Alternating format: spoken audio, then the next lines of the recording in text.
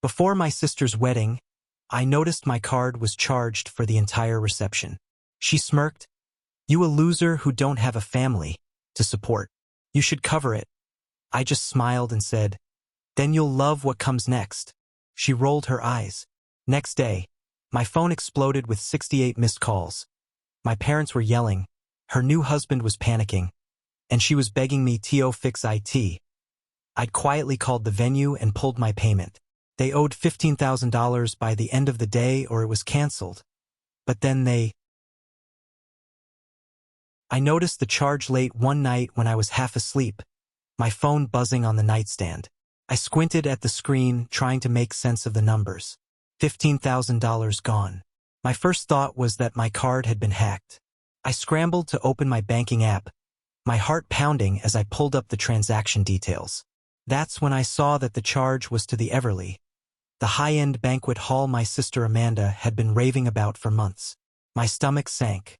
I shot up in bed, wide awake now, the glow of my phone screen casting long shadows across my small, cluttered apartment. I didn't want to believe it, but deep down I already knew Amanda had used my card.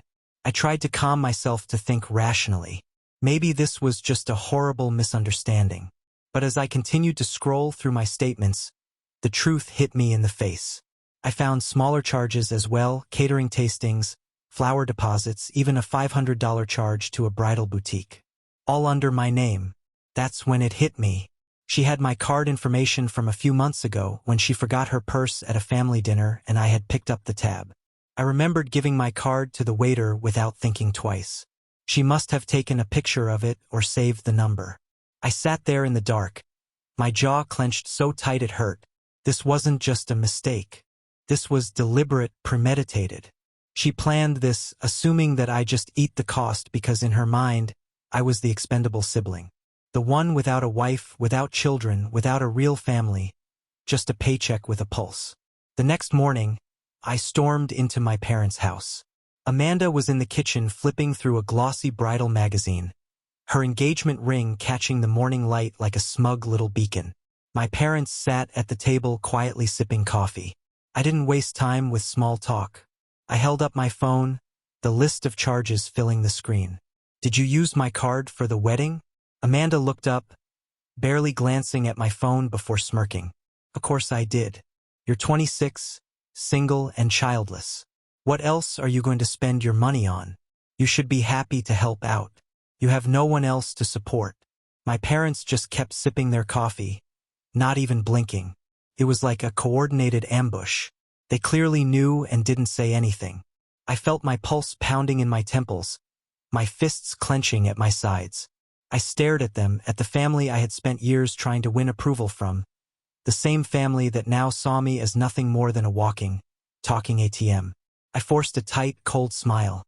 "Then you'll really like what comes next," I said, turning on my heel and walking out. I walked back to my apartment, my hands shaking. I had never felt so betrayed, so used. But I wasn't going to let them get away with it. I was done being their doormat, their backup plan. That night, I called the banquet hall. I didn't just cancel the payment. I reported it as unauthorized. I made sure to explain the situation clearly, that my card had been used without my permission.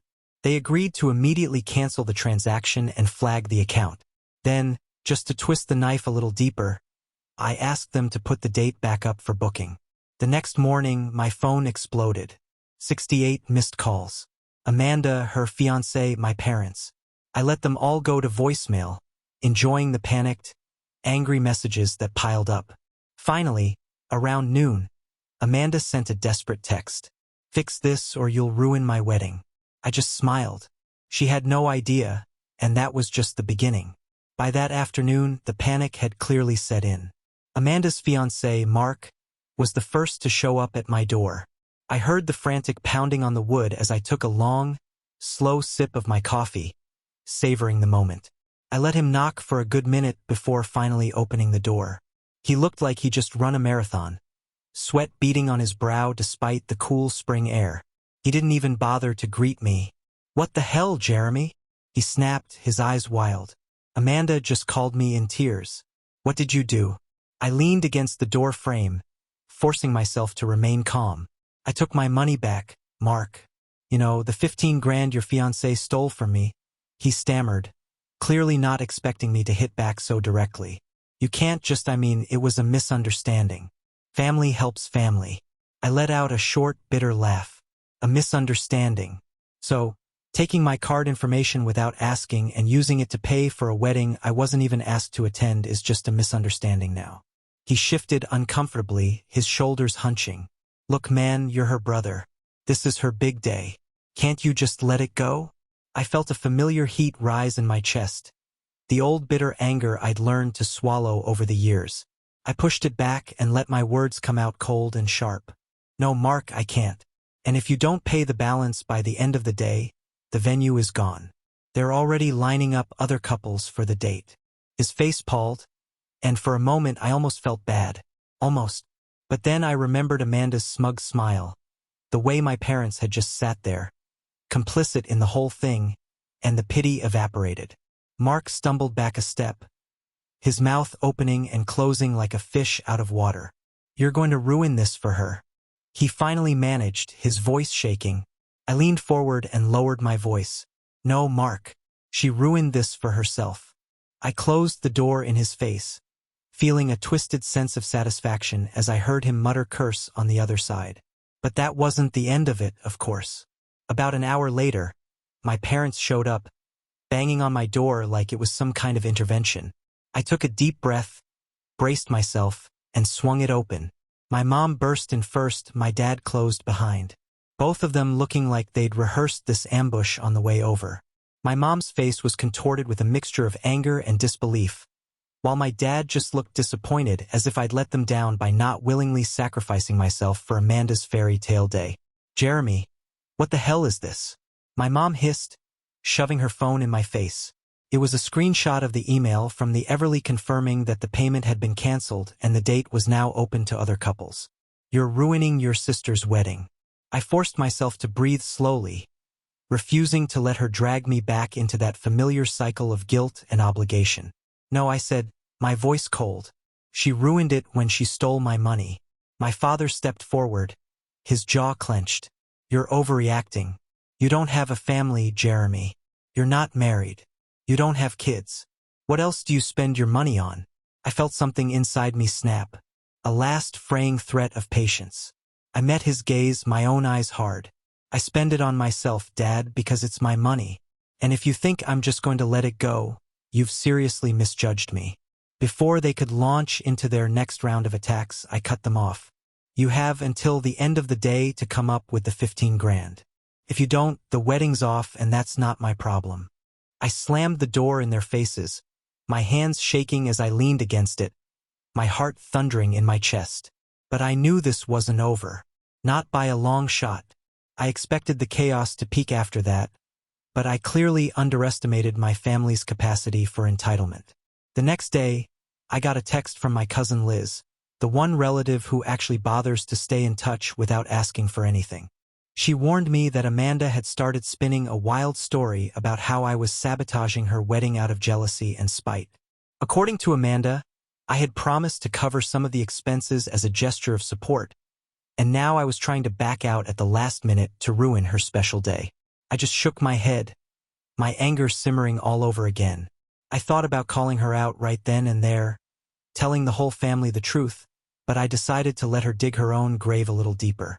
A few hours later, my phone buzzed again, but this time, it wasn't Amanda or my parents. It was my Uncle Robert. Now, my aunt and uncle are a different breed. They're the only ones in my family who've ever treated me like an actual adult, not just a walking bank account. They live a few towns over and don't get involved in the usual family drama. But apparently, they had heard about the situation and were driving through my area. About 30 minutes later, I heard a knock at my door, and when I opened it, there they were. My uncle with his no-nonsense stare and my aunt with her arms crossed, clearly ready for a fight. But before they could get inside, I saw another car pull up. It was my parents with Amanda and Mark behind them. The whole circus had come to my front door. My uncle gave me a quick knowing look, then stepped aside as my parents rushed past him into my living room. Amanda on the verge of tears. Mark followed, looking as excited as a man on his way to the gallows. Amanda immediately launched into her speech, her voice cracking with manufactured emotion. "I can't believe you're doing this to me, Jeremy. I'm your sister. This is my wedding." I held up a hand, cutting her off. "You mean the wedding you tried to make me pay for without asking? The one you used my card for without my permission?" My aunt snorted, clearly struggling to contain her anger. My uncle, never one for subtlety, just shook his head. "Is that true, Amanda?" She flinched, her eyes darting between our uncle and me, clearly not expecting to be cornered. She tried to stammer out a denial, but my uncle cut her off. "If you didn't have the money for a wedding, you shouldn't have planned one you couldn't afford." My parents, who had braced themselves for another round of moralizing, suddenly looked like they'd swallowed a mouthful of sour lemons. My aunt's eyes narrowed as she stepped forward, her tone sharp. "And you, too," she said, jabbing a finger at my parents, "should be ashamed of yourselves for going along with this. If you can't afford a wedding, you have no right to make your son pay for it." I watched the color drain from Amanda's face, her carefully constructed facade crumbling in real time. For once, my parents had no snappy comebacks, no lectures about family duty or sacrifice. They just stood there shifting uncomfortably under my uncle's withering gaze. My uncle crossed his arms, his eyes fixed on my parents. "If you try this again, you can count us out. We won't stand by while you treat Jeremy like a second-ass family member." The room fell into a tense, awkward silence, broken only by the low hum of my refrigerator. I took a deep breath, feeling a weight I hadn't even realized I was carrying begin to lift. Finally, my uncle turned back to me. "Kick them out, Jeremy. You don't owe them anything." I met his gaze, a sudden surge of confidence flooding my chest. I turned to my parents, Amanda and Mark. My jaw set. "You heard him. Get out. All of you." They hesitated for a moment. Amanda's eyes filled with tears, but I didn't flinch. I just pointed at the door. One by one, they shuffled out, my mother casting one last wounded glance over her shoulder, as if I had somehow betrayed her by standing up for myself. As the door clicked shut behind them, my aunt took a long, slow breath. She reached out and squeezed my shoulder. "You did the right thing, Jeremy. Don't let them make you feel any different." My uncle just nodded, his jaw set, but his eyes a little softer than I'd ever seen them. As they left, I stood in the doorway and watched their car disappear down the street, a strange mixture of relief and exhaustion washing over me.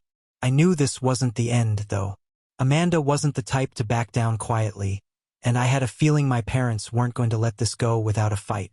But for the first time in years, I felt like I had the upper hand. I should have known Amanda wouldn't go down quietly. The next morning, my phone started buzzing again. But this time, it wasn't just her or my parents. It was mutual friends, extended family, even a few coworkers who had somehow been drawn into the mess.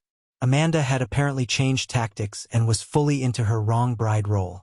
She had posted a long, tearful message on social media, painting me as the bitter, spiteful brother who was trying to ruin her wedding out of jealousy.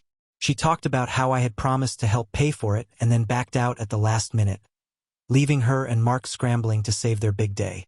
The mail exploded. Relatives I hadn't heard from in years suddenly crawled out of the woodwork to scold me for being selfish and ungrateful. Old family friends called me out for abandoning my sister in her time of need, and some even suggested that I apologize and make things right. It was all so absurd that I actually laughed. I sat back and scrolled through the flood of outraged comments, my fingers itching to type out the real story, but then I stopped. If Amanda wanted to play this game, I'd let her. I had no intention of defending myself in the court of public opinion, but that didn't mean I was going to just roll over. Instead, I called my uncle. He answered the second ring, his gruff voice immediately cutting through the chaos. "Jeremy, I saw the post. Don't worry about it. We're on our way." I blinked. "You're coming back?" "Yep." "Your aunt was so mad she almost broke her phone when she read it. We'll be there in 20 minutes later, I heard the rumble of their car pulling up outside. But before they could even get to my door, I heard another set of tires screech to a stop on the street. I looked through the window and felt my stomach turn. It was my parents again with Amanda and Mark right behind them. I opened the door just as my aunt and uncle reached my porch, my heart pounding in my chest. My parents and Amanda stormed up the steps, their faces contorted with a fresh wave of indignation. Amanda didn't even wait for an invitation. She pushed past my uncle and jabbed her finger in my face. "How dare you turn Uncle Robert and Aunt Linda against me? You're tearing this family apart." I barely had time to react before my mother stepped forward, her voice sharp and brittle. "Jeremy, you have to fix this right now. Your sister is humiliated. Do you realize what you've done?" Before I could even form an answer, my uncle stepped between us, his broad shoulders practically filling the doorway. He looked down at Amanda, his face set like granite. "Enough. You've dragged Jeremy through enough of your nonsense." Amanda recoiled, her mouth hanging open. She looked to my parents for support, but my aunt cut them off before they could even begin. "You've had your say. Now it's our turn." She stepped into my living room. My uncle closed behind and motioned for me to close the door. I did, locking it for good measure. My parents and Amanda stood frozen in the foyer, as if they just walked into a courtroom and realized they were the ones on trial. My uncle turned to face them, his jaw clenched. "You've been using Jeremy for years, treating him like a backup plan because he doesn't fit into your perfect little family narrative. Well, that stops now." My mom opened her mouth to protest, but my aunt silenced her with a sharp look. "You tried to guilt him into paying for a wedding he didn't want to pay for. You used his card without authorization, and now you're trying to publicly shame him for protecting his own finances. Are you even listening to yourselves?" The room fell into a heavy, suffocating silence. Amanda's face had gone from angry red to ghostly white, her fingers twitching as if she wanted to slap someone, but couldn't decide who deserved it more.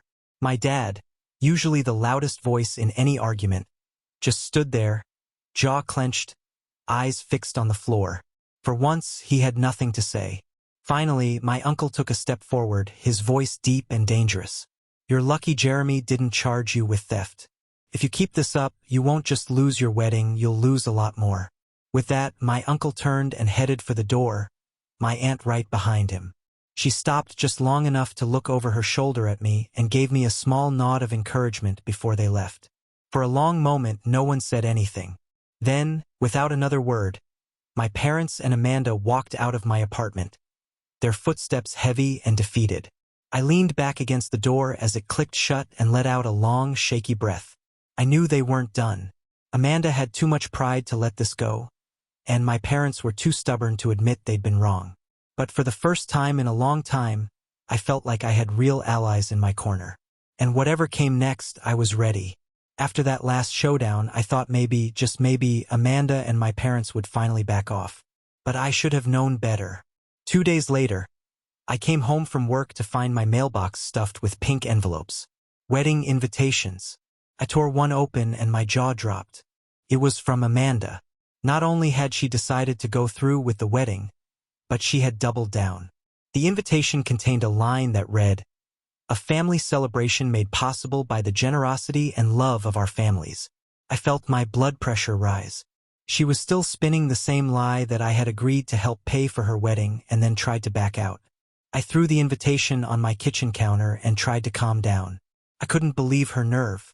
After everything that had happened, she was still trying to spin the story in her favor, painting me as the villain.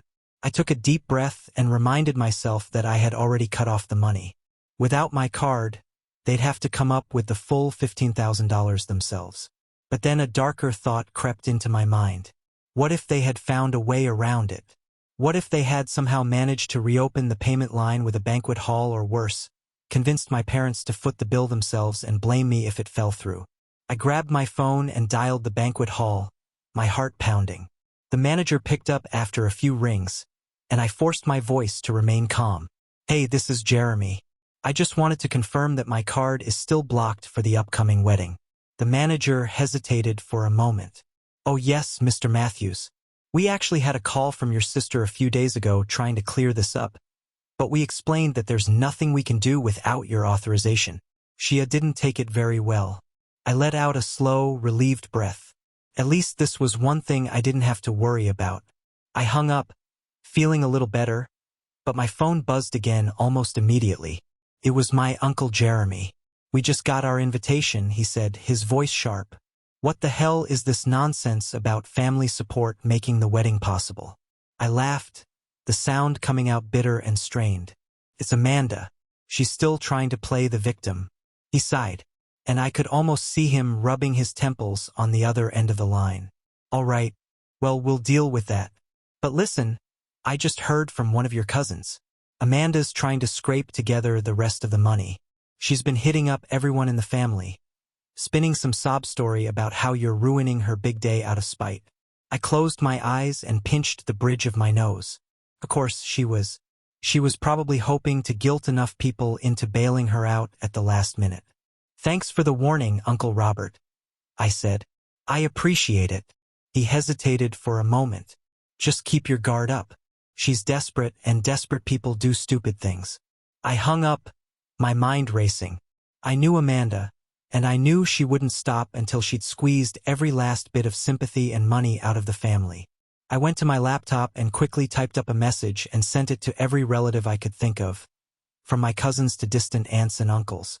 I kept it short and direct, laying out exactly what had happened, how Amanda had used my card without permission, how she and my parents had tried to guilt me into paying for her wedding, and how I had finally put my foot down.